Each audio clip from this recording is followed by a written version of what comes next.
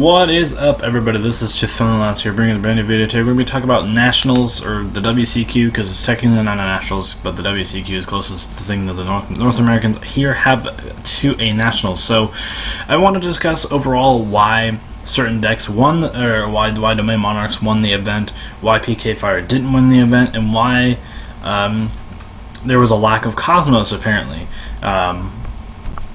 I also want to discuss the overall format in the general, as well as talk about the future format as of Dark Illusions comes out in August. So mainly, I want to primarily start off by saying that this is kind of a little bit of a discussion, more or less, to differentiate the reasonings behind Domain Monarch's victory. The reason for this is because there was a lack of Cosmos and much more of an abundance of a Burning Abyss. The reason why that's primarily the reason why Domains took the spot, because of Burning Abyss being so heavily influenced in this I guess miniature meta. We see that we can obviously see that Domain Monarchs kind of aspiring to the top ranks simply because Domain inherently shuts down that deck. It shuts down Burning Abyss from playing the game. When you're facing against, when you're playing Domain Monarchs and you're facing against a player who relies heavily on the extra deck, you're going to have a bit of an easy time dealing with that deck. Even if the deck is not necessarily slated in your favor to win, it might be an easier time simply because you have Domain in your hand, or you're playing Domain Monarchs, and that's kind of the reason why that's kind of the primary reasons why the Domain Monarchs took the event. The second thing is I want to talk about is why there was a lack of Cosmos in this event, because Cosmos was not. I'm not going to say that Cosmos was on its way is on its way down, but I feel like that people believe that since Cosmos was going to be prominent, they felt like running a different deck would have countered that deck, and I guess Burning Abyss was ultimately one of the leading counters to Cosmos, considering that 21 took the spot at top 64. Because there probably was there was probably a really big abundance in Cosmo players there that, because of PK Fire's existence, didn't kind of does a worse cut from the running. Because we see that Demise Cosmos, in my personal opinion, is the best variant of Cosmos, not doing so well. It only took, like, I think 3 or 4 spots in the top 64. But overall, I also want to talk about the abundance of Perform Pal players. That honestly was quite surprising. Odd Magician, I'm going to lump that in the same category simply because it is basically the same thing, just played slightly differently. I feel like that was an overall surprising turnout for that deck, for both decks. Odd Magician and Draco Pals especially. We saw a few Draco Pals there, which was really unexpected because we thought that deck was almost dead, and it kind of is almost dead. But I guess this WCQ kind of proved us wrong. So yeah. Also, Card of Demise was not as prominent as I thought it would be. There were plenty of decks probably at the event running Card of Demise, as well as as well as their other consistency cards. So it only makes sense that we only saw like 4 or 5 decks in total of the top 64 with the Demise card, with the Card of Demise in their decks, which is really interesting considering the fact that Card of Demise gives so much life to other decks. That it kind of makes them almost tier 2, almost tier 1 competitive. We saw this with Cleaforts, we saw this with Yosenjus, we saw this with even Gravekeepers implementing that card into the decks and making it kind of a powerhouse. So I feel like that is a bit surprising. So here I have also a generalization of what the ban list might encompass, and I'm going to discuss my reasonings behind each card, as well as give you what a brief overturn of the meta might be in the future. I have a list of decks in the side deck down here to discuss what cards might actually, or what decks might be somewhat competitive, or be competitively viable, and what cards I think, or what decks I think are going to be the most competitively viable next format. So let's just jump right into it. I think that overall, Card of Demise and Unicorn are still in Konami's sights a little bit. They simply see these cards as a major threat I think card demise is less of a threat, so they might just limit it or possibly even semi-limit it, which won't do much. But regardless of that, they might do that, simply that, because of the fact that it was because statistically speaking at the event it was not likely to do well. Magispector's Magispector Kieran is on the list. It doesn't necessarily hurt Magispector simply because it can't really be utilized all that often in Magispectors. You have the Tribute Summon this card in order for it to be somewhat decent and effective. However, it is really good in most Pendulum decks other than Magispectors, ironically. Because in the OCG you can also see it being played in Metaphos and all that stuff. So I feel like that Magispector Unicorn, before it gets a problem, they probably might deal with it relatively soon. Next up we have this Cosmos, and I want to talk about particularly Cosmo Dark Destroyer and Cosmo Town. I think that not killing the deck is the right way to go, simply because statistically, as we saw, it wasn't doing well at Nationals, because people thought that Burning Abyss was going to be the top tier stuff and it's going to be the best deck. So I think that at worst, Cosmo Town or not both, Dark Destroyer will be hit. The reason why I have Slip right here is because it's also kind of it's kind of a card that might see a bit of a tampering with, because to be perfectly honest, Slip Rider is kind of an inherently kind of a broken card, having the ability to pop a card when it's summoned. We see that in Stratos, and this effect is also not once per turn, so you can summon multiple Slip Rider in a turn and basically kind of abuse it that way. However, I don't think it's nearly as broken as Stratos in that sense, though, but it's still pretty obscenely. So yeah, another card that I want to talk about is Emergency Teleport. I think this card is going to stay at 2 for a while, simply because also they want to promote Metaphos in some way, shape, or form. It kind of also hurts other decks that kind of utilize this card. It hurts a lot of the non-archetypal decks like Synchro Fusionists and stuff like that. But as it stands currently, this card is not on Konami's radar. Mostly because it is at 2. I think at 2 is fine. It's kind of balanced at this point, but I don't think it'll ever go back to 3, or at least for a while it won't. But it certainly won't be limited. Next, we're going to be talking about a little bit about Burning Abyss. They might put Seer to 1, and they might put Skarm to 1, or Skarm to 1. They're not going to do both. The reason why I say Skarm is because Skarm has been at 3, and it's kind of an inherent problem with the deck a little bit, because it has the ability to search any level 3 Dark Fiend type monster from the deck when it dies, which is pretty unhealthy for the game, considering the fact that Rhoda is at 1, and this card is kind of just a bit slower. I think is overall just not good, especially since this is it's technically a generic card as well, so it kind of that doesn't help it in any way, shape, or form either. The reason why I say Seer probably should be limited is because it has the ability to send another Burning Abyss or target it, especially something a Burning Abyss from the graveyard, which is kind of inherently good for the deck as well. But having also the added bonus of being 1600 kind of makes this card an overall powerhouse realistically. The next card I also want to talk about for Burning Abyss is Dante. Dante is an inherent problem, I guess, in the game in general, not just in Burning Abyss, because in Burning Abyss you see a lot of deck tampering with other decks as well. So I think this card is kind of ripe for being limited. In Burning Abyss, I'm not saying that you should outright kill Burning Abyss, but this card should probably be at 1 if anything. If anything comes out of this event, it should be either Demise or it should be Domain, Monarchs, or Monarchs in general / Burning Abyss taking the forefront of the ban list hits this coming ban list. Mostly because that there are going to be inherent problems in the near future. They prevent other decks in the other sets from competing.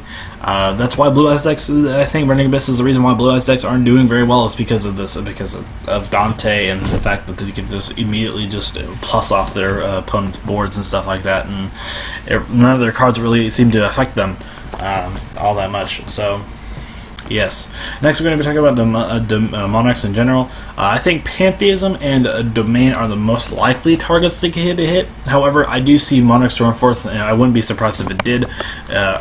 This card going to 1, possibly even banned. I'm not saying that this card is ban worthy, but they might ban this card simply because it's kind of strictly annoying to play against. It's a really nightmare for judges as well. Also, it's kind of one of those cards that say, "Hey, I'm going to tribute monster and win the game." Is that okay?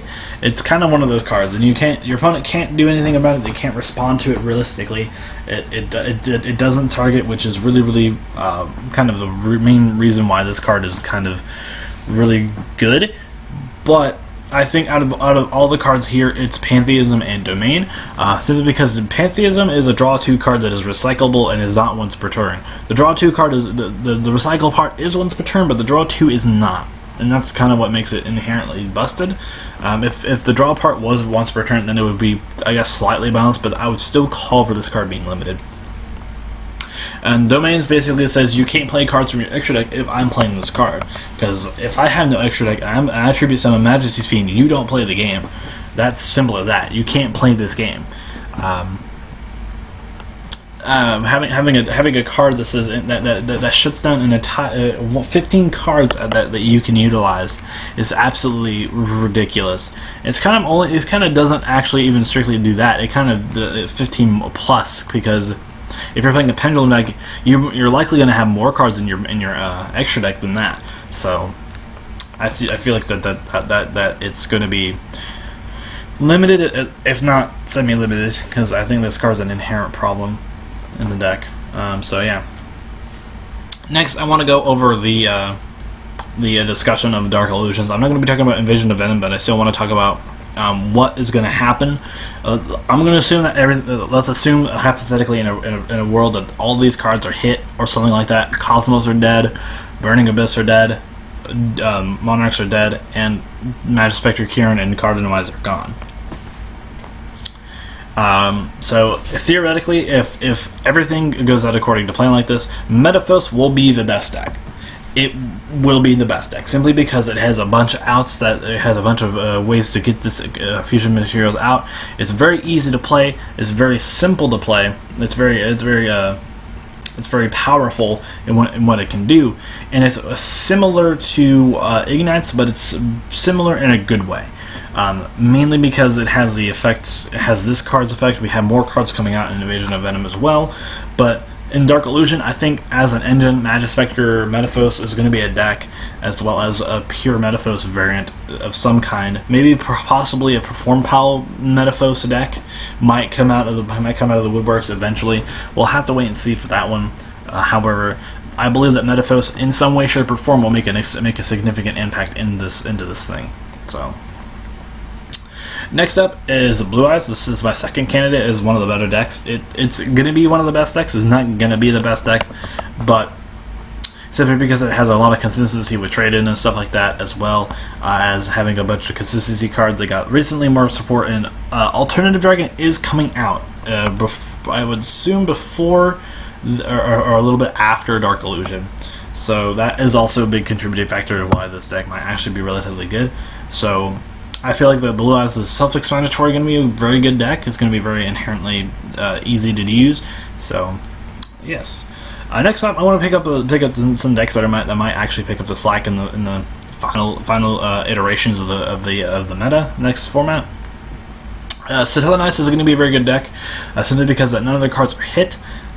They might actually fix that. It really depends. They might not see Satellite as a problem. I don't see them as a big problem inherently as of right now, but they might become a problem later in the future. So I feel like that Satellite have a very good matchup against both Metaphos and Blue Eyes. They have access to Triver. Deltaros is still a decent card. Satellanova Alpha is really good. Not to mention they have a lot of graveyard manipulation. They can run a bunch of traps, and they can run a bunch of consistency cards as well, including Cardinalize, but we're assuming that Cardinalize is out of the game right now. Next is a Cleaforts. I'm not talking about Demise Cleaforts because, again, Demise Cleaforts is not a thing because Demise is not a card anymore. But I feel like that The reason why Kleefort is really good is because Kleefort have a big matchup against Metaphos as well. You could probably implement Metaphos in your deck with Kleefort. I'm not going to assume that that's even possible or even viable, but I'm just going to entertain the idea that it might actually be somewhat competitively decent. Kleefort have the best searcher in the game. Not to mention they have a bunch of big monsters. They can go into Apocalypse Skybase, which, if that is the case, and if Cosmos is no longer a deck, Skybase is going to be a very good card because it has the ability to take a card at will, and that is a very good card.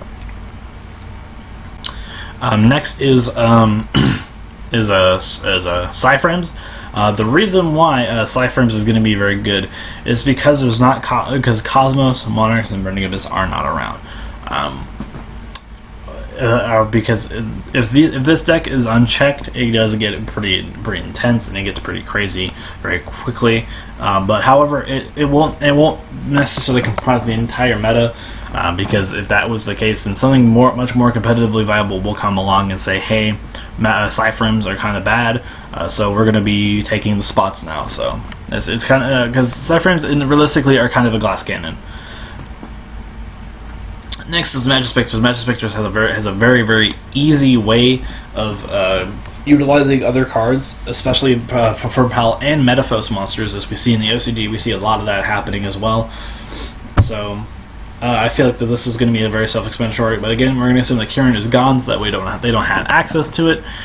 But I still feel like that this deck is going to be very good, simply because of how easy it is to use. The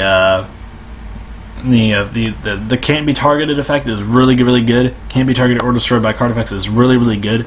Not to mention they have a bunch of searchers. They have a bunch of ways to. They have their own Stellar Nova Alpha, which is really good. They have access to rank 3s and rank 4s, which are really good still, and they have a lot of ways to make. And they can also implement Metaphos into the decks. These cards, these right here, are kind of just discussion pieces on your own. I kind of wanted to talk about these a little bit in less detail than I am. However, I do want to say that Magazines does have a very good shot at this format. It does have, because the deck is really good. Nothing in the deck is hit, so that kind of contributes to this deck kind of being really good. It's not. I don't think it'll be better than any of the other decks that I just talked about. Like, I don't think it'll be better than Blue Eyes or Metaphos or Citadel Knights even.